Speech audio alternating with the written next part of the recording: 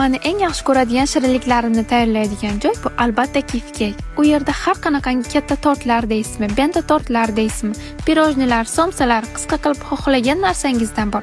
Даже pechinkalarigacha bor. O'zlarining firmenniy shunaqangi cheeskeyklar va brend pirojnilaridan ham bor. O'zlarida har qanaqangi shokoladli deysizmi, mevali deysizmi, yong'oqli deysizmi, hamma shirinliklardan topsangizlar bo'ladi. Va albatta trifle ham bor. Shunaqangi o'zim xohlagan shirinliklardan chiroyli qilib, mazza qilib oldim. O'zlarining firmenniy somsalari, qovurma pelmenlari, ko'kli deysizlarmi, go'shtli deysizmi, hammasidan bor. Areshkalarni aytmaysizlarmi? Shunaqangi katta tortlarni даже zakazlarga ham pishirib berishar ekan.